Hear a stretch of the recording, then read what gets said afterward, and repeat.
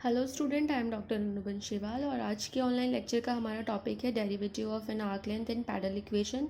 इस सीरीज़ का ये लेक्चर 4 है और ये लास्ट लेक्चर भी है। इस लेक्चर के अंदर हम अब तक जो भी डेरिवेशंस हमने किए हैं इस टॉपिक के रिगार्डिंग, उसके कुछ एग्जांपल्स, कुछ क्वेश्चन जो है इस लेक्चर के अंदर हम डिस्कस करेंगे। तो सबसे पहला क्वेश्चन जो है हमारे पास में, हमें एक कर्व दे रखा है L/R=1 + e cos थीटा और हमें इसकी length of perpendicular from the pole on a tangent find out करनी है। तो सबसे पहले जो इक्वेशन है हमें आर और थीटा की फॉर्म में दे रखी है, दैट मीन्स ये पोलर इक्वेशन है, पोलर फॉर्म में दिया हुआ है हमें। और आपको निकालना है length of the perpendicular from the pole on a tangent, यानी कि अगर इसे हम डायग्रामेटिकली समझना चाहें तो जो डेरिवेशन था जो लास्ट लेक्चर्स में हमने पढ़ा, उसमें हमने एक कर्व के बिंदु P पर एक टेंजेंट ड्रॉ की और उस टेंजेंट के ऊपर हमने पोल से यानी कि O से एक लंब डाला और उस लंब की जो लंबाई है, लेंथ है, वो हमने P कंसिडर करी थी। तो इस क्वेश्चन के अंदर आपको इसी लंब की लंबाई जो है वो फाइंड आउट करनी है, यानी कि आपको P की वैल्यू जो है वो निकालनी है। इक्वेशन ऑफ कर्व आपको R=F थीटा दे रखा है और डेरिवेशन जो है लास्ट लेक्चर्स के अंदर हम ये डिस्कस कर चुके हैं कि R=F थीटा के लिए जो हमारी इक्वेशन होती है वो 1/p² = 1/r² + 1/r⁴ dr/dt का होल स्क्वायर।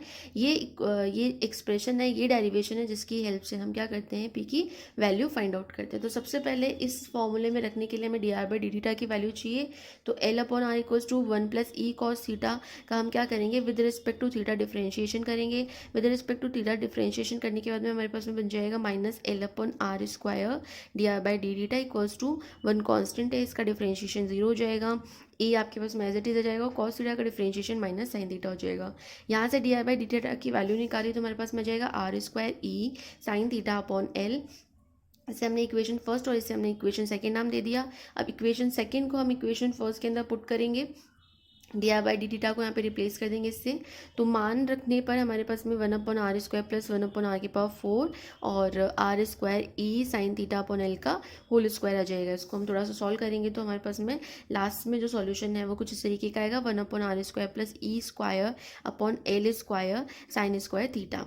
अब यहाँ पर ये जो sin² थीटा है ये हमारे लिए अननोन है, बट अगर हम चाहें तो यहाँ से cos थीटा की वैल्यू जो है वो फाइंड आउट कर सकते हैं। तो यहाँ sin थीटा को हमने cos थीटा की फॉर्म में लिखा ट्रिग्नोमेट्रिकल फॉर्मूले से, और cos थीटा की वैल्यू हमने ये जो हमारा क्वेश्चन दे रखा है इस एक्सप्रेशन से हमने निकाला। तो हमारे पास में L/r-1 × 1/e जो है cos थीटा की वैल्यू फाइंड आउट हो गई। तो cos थीटा की वैल्यू यहाँ पुट करने के बाद में और इसको थोड़ा सा सॉल्व करने के बाद में हमारे पास में लास्ट में जो रिजल्ट आएगा वो आएगा e² upon l² minus 1/r² + 2l/r। यहाँ से आप 1/l² को अगर कॉमन लें तो इस तरीके के कुछ हमारे पास में एक्सप्रेशन जो है वो हमें प्राप्त होगा। तो इस तरीके के जो भी क्वेश्चंस हमें दिए हुए हैं, जिसमें इस तरीके के क्वेश्चंस में हम किस तरीके से हमारी जो इक्वेशन दे रखी है, किस फॉर्म में हमारी इक्वेशन है, अगर ये पोलर फॉर्म में है तो सिंपल जो हमने परपेंडिकुलर के लिए डेरिवेशन किया था उस फॉर्मूले से यहाँ पर हमें सिर्फ वैल्यूज़ पुट करनी है और इस तरीके का लास्ट में एक्सप्रेशन जो भी हमें प्राप्त होगा वही हमारा आंसर हो जाएगा। और उसे चाहें तो हम थोड़ा सा और मॉडिफाइड कर सकते हैं, 1/p² = 1/l², इस तरीके का एक्सप्रेशन हमें प्राप्त हुआ था। इसे हम सिंपल अगर p की फॉर्म में निकालना चाहें तो p = l e² + 2lr 2l/r-1 की पावर -1/2b से लिख सकते हैं। नेक्स्ट क्वेश्चन है हमारे पास में, if 2a/r = 1 + cos theta, show with usual notation that ds/d psi = 2a/sin³ psi। तो यहाँ पर हमें एक आर और थीटा की बीच में एक रिलेशन दे रखा है, एक पोलर फॉर्म में इक्वेशन दे रखी है कर्व की। हमें ds/d psi जो है वो फाइंड आउट करना है।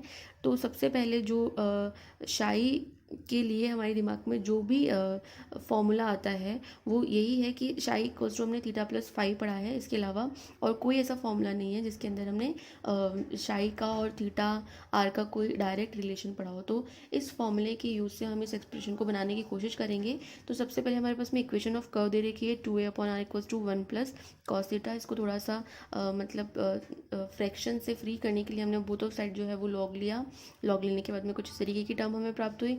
और फिर इसके बाद में हम इस इक्वेशन का थीटा के रेस्पेक्ट में डिफरेंशिएशन करेंगे तो हमें कुछ इस तरीके का एक्सप्रेशन मिलेगा, -1/r/d/r/d theta equals to minus sine theta upon 1 plus cos theta.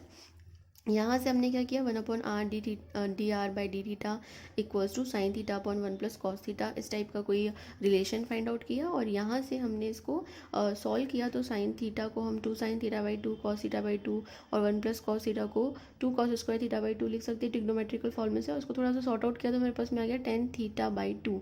अब ये सब हम इसलिए कर रहे हैं ताकि ये जो फंक्शन है इसके अंदर, ये जो रिलेशन है इसके अंदर हम जो है वो वैल्यू निकाल कर पुट कर सकें। यानी कि यहाँ पर हमारे पास में थीटा है और शाई है, तो हम कुछ इस तरीके का एक्सप्रेशन निकालें जिससे हमारी जो इक्वेशन में से साई जो है वो एलिमिनेट हो जाए, क्योंकि जो इक्वेशन है वो हमारी आर और थीटा की फॉर्म में दे रखी है, शाई की फॉर्म में हमें इसका आंसर निकालना है। तो यहाँ पे हमारे पास में फाई की इतनी रिक्वायरमेंट नहीं है, तो हम यहाँ पे कोशिश करेंगे कि किसी तरीके से फाई की वैल्यू निकालें। तो 1/r/d/r/d हमने क्या निकाला, tan थीटा/2। अब यहाँ से हमें पता है कि टेन जो फाई है वो उसका फॉर्मूला होता है हमारे पास में r/d/r। और इस फॉर्मूले से क्या कर सकते हैं, हम कॉट फाई की भी वैल्यू निकाल सकते हैं। इस एक्सप्रेशन को जस्ट उल्टा कर देंगे तो हमारे पास में कॉट फाई की वैल्यू निकल आएगी। तो यहाँ पे 1/r/d/d इसको हम रिप्लेस कर सकते हैं कॉट फाई से, और कॉट फाई को हम लिख सकते, कॉट फाई इक्वल्स टू हमारे पास में हो जाएगा tan थीटा/2, और tan थीटा/2 को हम लिख सकते हैं कॉट फाई/2 माइनस थीटा/2। तो यहाँ पर हमारे पास में ट्रिग्नोमेट्रिकल एक्सप्रेशन सेम है, तो हमारे पास में एंगल भी क्या हो जाएंगे, सेम हो जाएंगे। तो हमारे पास में यहाँ पे फाई की वैल्यू हो जाएगी फाई इक्वल्स टू पाई/2 माइनस थीटा/2, और यही वैल्यू जो है वो हमें फाइंड आउट करनी थी। फाई की वैल्यू हम क्या करेंगे, इस एक्सप्रेशन के अंदर पुट कर देंगे। तो साई इक्वल्स टू हमारे पास में आ जाएगा थीटा प्लस फाई, और फाई की वैल्यू हमने रख दी पाई/2 माइनस थीटा/2, और इसको इस एक्सप्रेशन को सॉल्व करेंगे तो हमारे पास में जाएगा थीटा/2 प्लस पाई/2।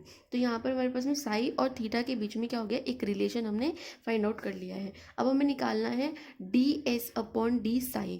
तो यहाँ पर हमारे पास में साई दे रखा है, तो हम इस साई का क्या करेंगे, एस के रिस्पेक्ट में डिफरेंशिएशन कर देंगे। तो एक्स के रिस्पेक्ट में डिफरेंशिएशन करने के बाद में पाई/2 वाली टर्म तो कांस्टेंट रहती है तो जीरो हो जाएगी, और थीटा/2 वाली टर्म का क्या होगा, 1/2 D theta upon D S. अगर हम हमारे थोड़े से पिछले वाले डेरिवेशंस को रिकॉल करें तो हमने ds/d थीटा की वैल्यू फाइंड आउट की थी, जिसमें हमने डेरिवेटिव ऑफ आर्क लेंथ निकाला था फॉर पोलर कोऑर्डिनेट। तो उसमें हमने ds/d थीटा की वैल्यू फाइंड आउट करी थी √r² प्लस dr/d थीटा का होल स्क्वायर। तो हम यहाँ पे क्या करेंगे, इस एक्सप्रेशन को उल्टा कर देंगे। तो इस तरफ हमारे पास में बन जाएगा ds/d शाई, और इस तरफ बन जाएगा 2ds/d थीटा, और यहाँ पर हम ds/d थीटा की वैल्यू रख देंगे √r² प्लस dr/d थीटा का होल स्क्वायर। तो अभी भी हमें यहाँ पर ds/d शाई की जो वैल्यू चाहिए क्वेश्चन के अंदर वो यहाँ पर नहीं मिल पा रही है। तो अब हम क्या करेंगे, यहाँ पर r² और dr/d थीटा की वैल्यू जो है वो इस एक्सप्रेशन से यहाँ पर पुट करेंगे। ds/d psi equals to 2r² plus यहाँ पर dr/d थीटा की हमने वैल्यू रखी। तो dr/d थीटा की वैल्यू हमारे पास में r tan थीटा/2 थी, तो यहाँ पे वैल्यू पुट करने के बाद में हमें एक्सप्रेशन मिला 2r sec थीटा/2। और इसमें हम क्या कर सकते हैं, r की वैल्यू पुट कर सकते हैं। r जो कि हमें क्वेश्चन में दिया हुआ था, तो वहाँ से हमने इसकी वैल्यू पुट करी 2a/1 प्लस कॉस थीटा, और sec थीटा/2 हमारे पास एज इट इज़ आ जाएगा। उसके बाद में यहाँ पर टू मल्टीप्लाई होकर 4 हो गया, और 1 प्लस कॉस थीटा को हमने लिख दिया 2 cos स्क्वायर थीटा/2, और सेक थीटा/2 हमारे पास में ऑलरेडी चल रहा है। तो अब यहाँ पर कॉस स्क्वायर थीटा/2, यहाँ सेक थीटा/2, ये दोनों मिलकर क्या बन जाएगा, सेक क्यूब थीटा/2। तो यहाँ पर सेक क्यूब थीटा/2 हमारे पास में एक्सप्रेशन बन चुका है, लेकिन स्टिल जो हमें प्रूव करना है वो नोटेशन अभी तक हमारे पास में नहीं आया। तो सेक क्यूब थीटा/2 को हम क्या लिख सकते हैं, सेक क्यूब फाई माइनस पाई/2 ये लिख सकते हैं। तो यहाँ से सॉरी थीटा/2 को हमने रिप्लेस किया है, जो हमने एक्सप्रेशन निकाला था साई इक्वल्स टू पाई/2 प्लस थीटा/2, ये एक्सप्रेशन हमने फाइंड आउट किया था। तो अब यहाँ पर हमें पाई/2 नहीं चाहिए, क्योंकि हमारे नोटेशन के अंदर साई एंगल आ रहा है यहाँ पे। तो पाई/2 को हमने रिप्लेस कर दिया साई माइनस पाई/2 से, और पाई/2 माइनस साई सेक के लिए क्या होता है, कॉसेक होता है। तो यहाँ पर ये जो है टर्म वो चेंज हो जाएगी 2a कॉसेक क्यूब शाई में, और कॉसेक की जगह हम लिख सकते हैं 1/sin साई। तो हमारा जो एक्सप्रेशन है वो क्या बन जाएगा, ds/d psi equals to 2a/sin cube psi. और यही एक्सप्रेशन जो है वो हमें प्रूफ करना था। नेक्स्ट क्वेश्चन में हम देखेंगे कि एक कर्व हमें दे रखा है पोलर फॉर्म में और उसकी हमें पैरेलल इक्वेशन निकालनी है। पैरेलल इक्वेशन का मतलब एक ऐसी इक्वेशन जिसके अंदर पी और आर के बीच में कोई रिलेशन हमें प्राप्त हो रहा है। तो पैरेलल इक्वेशन के एग्जांपल हम इस टॉपिक के साथ में भी पढ़ चुके हैं, लेकिन हमने उसमें वहाँ पोलर अगर इक्वेशन कर्व पोलर फॉर्म में दे रखी है तो उसके लिए हमने एग्जाम्पल स्टडी नहीं किया था। तो यहाँ पर उसके लिए क्वेश्चन हम देखेंगे कि किस तरीके से पोलर कर्व के लिए हम पैरेलल इक्वेशन फाइंड आउट करते हैं। तो equation of curve R equals to A one minus cos theta ये हमें दे रखी है। तो D R by D theta की वैल्यू निकालेंगे ए साइन थीटा। अब आर की फॉर्म में हमें इक्वेशन दे रखी है और उसकी पैरेलल इक्वेशन के लिए जब हमने डेरिवेशन पढ़ा था तो हमने इसी एक्सप्रेशन को उसमें यूज़ किया था कि अगर इस एक्सप्रेशन में हम D R by D theta में से थीटा की टर्म को मतलब एलिमिनेट कर दें तो पी और आर के बीच में हम एक सिंपल रिलेशन फाइंड आउट हो जाएगा और उसी रिलेशन से हम हमारी पैरेलल इक्वेशन फाइंड आउट कर सकते हैं। तो यहाँ पर 1/r² प्लस 1/r⁴ और D R by D theta की वैल्यू हमने पुट कर दी a² sin² थीटा। इसको थोड़ा सा सिंप्लीफाई कर सकते हैं क्योंकि कॉस थीटा हमें दे रखा है, कॉस थीटा की वैल्यू हमें पता है लेकिन साइन थीटा की वैल्यू हमें नहीं पता है। तो हम इसको कॉस की फॉर्म में लिख देंगे और कॉस की फॉर्म में लिखने के बाद में इस वाले एक्सप्रेशन से हम क्या करेंगे, कॉस थीटा को रिप्लेस कर देंगे और कॉस थीटा रिप्लेस हो जाएगा 1-r/a से। इस टर्म को थोड़ा सा सॉल्व करेंगे, सॉल्व करने के बाद में हमारे पास में एक्सप्रेशन बचेगा 2a/r³ और यहाँ पैरेलल में हमारे पास में 1/p² चल रहा है तो यहाँ से हमें एक्सप्रेशन मिल सकता है r³ इक्वल्स टू 2ap²। अब ये जो इक्वेशन है इसके अंदर आर और पी के अंदर हमें रिलेशन फाइंड आउट हो रहा है। दैट मीन्स ये हमारी क्या हो गई, रिक्वायर्ड पैरेलल इक्वेशन हो गई for the curve R equals to a1 minus cos theta.